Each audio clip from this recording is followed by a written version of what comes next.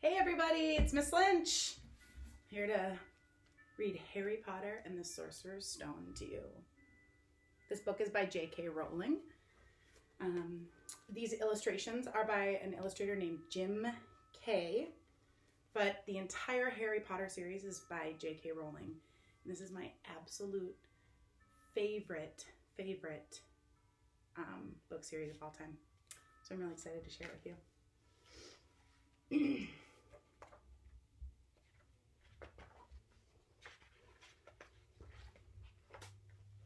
Show you, here's the title page, Harry Potter and the Sorcerer's Stone by J.K. Rowling.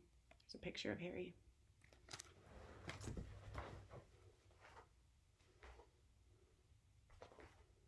Chapter 1.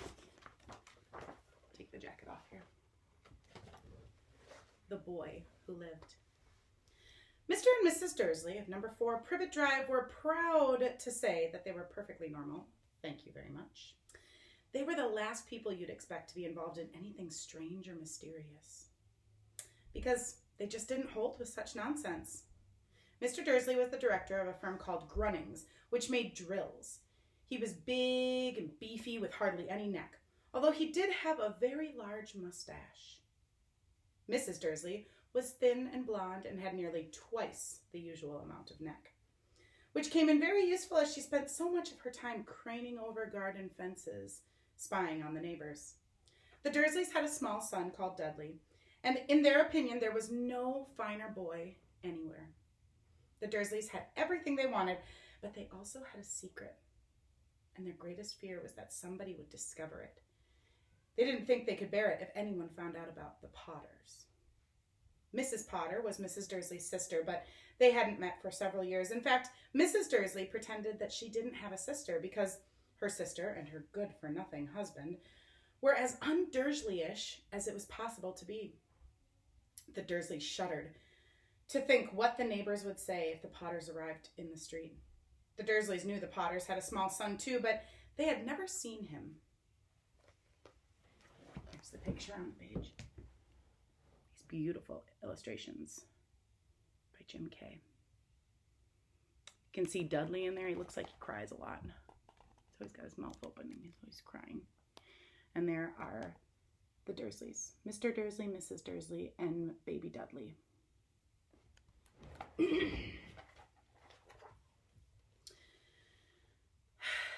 This boy was another reason for keeping the Potters away. They didn't want Dudley mixing with a child like that. When Mr. and Mrs. Dursley woke up on the dull gray Tuesday morning our story starts, there was nothing about the cloudy sky outside to suggest that strange and mysterious things would soon be happening all over the country. Mr. Dursley hummed as he picked out his most boring tie for work, and Mrs. Dursley gossiped away happily as she rustled a screaming Dudley into his high chair.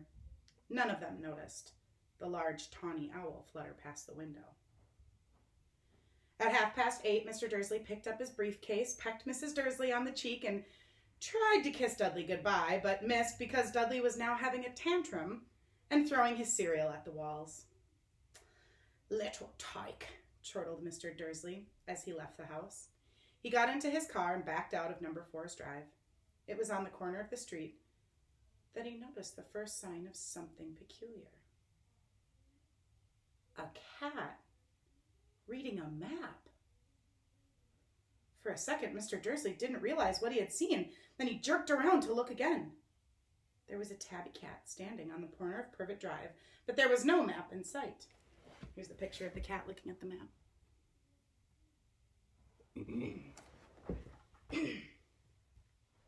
What could he have been thinking of? This must be a trick of the light. Mr. Dursley blinked and stared at the cat. It stared back. As Mr. Dursley drove around the corner and up the road, he watched the cat in his mirror. It was now reading the sign that said Privet Drive. No, looking at the sign that said Privet Drive. Cats could not read maps or signs. Mr. Dursley gave himself a little shake and put the cat out of his mind. As he drove toward the town, he thought of nothing except the large order of drills he was hoping to get that day. But on the edge of town, drills were driven out of his mind by something else, and he sat in the usual morning traffic jam. He couldn't help but notice that there seemed to be a lot of strangely dressed people about. People in cloaks. Mr. Dursley couldn't bear people who dressed in funny clothes. The get-ups you saw on young people. He supposed this was some stupid new fashion. He drummed his fingers on the steering wheel and his eyes fell on a huddle of those weirdos standing quite close by. They were whispering excitedly together. Mr. Dursley was enraged to see that a couple of them weren't young at all. Why, that man had to be older than he was. And he was wearing an emerald green cloak? The nerve of him. But then it struck Mr. Dursley that this was probably some silly stunt. These people were obviously collecting for something. Yes, that would be it. The traffic moved on. And a few minutes later, Mr. Dursley arrived at the Grunnings car park, his mind back on drills. Mr. Dursley always sat with his back to the window in his office on the 9th floor. If he hadn't, he might have found it harder to concentrate on drills that morning. He didn't see the owl swooping past in broad daylight, though people down in the street did. They pointed and gazed open-mouthed as owl after owl sped overhead. Most of them had never seen an owl, even at nighttime. Mr. Dursley, however, had a perfectly normal, owl-free morning. He yelled at 5 different people. He made several important telephone calls and shouted a bit more. He was in a very good mood until lunchtime, when he thought that he'd stretch his legs and walk across the road to buy himself a bun from the bakery opposite. He'd forgotten all about the people in cloaks until he passed a group of them next to the baker's. He eyed them angrily as he passed. He did not know why, but they made him feel uneasy. This lot were whispering excitedly, too. He couldn't see a single collecting tin. It was on his way back past them, clutching his large donut in his bag, that he caught a few words of what they were saying. The Potters. That's right. That's what I heard. Yes, their son, Harry. Mr. Dursley stopped dead. Fear flooded him. He looked back at the whisperers as if he wanted to say something to them, but thought better of it. He dashed back across the road, hurried up to his office, snapped at his secretary not to disturb him, seized his telephone, and he had almost finished dialing his home number when he changed his mind. He put the receiver back down and stroked his mustache, thinking. No, he was being stupid. Potter wasn't such an unusual name. He was sure that there were lots of people called Potter who had a son called Harry. Come to think of it, he wasn't even sure if his nephew was called Harry. He'd never even seen the boy. He might have been Harvey or Harold. There was no point in worrying Mrs. Dursley. She always got so upset at any mention of her sister. He didn't blame her. If he'd had a sister like that, but all the same, those people in cloaks.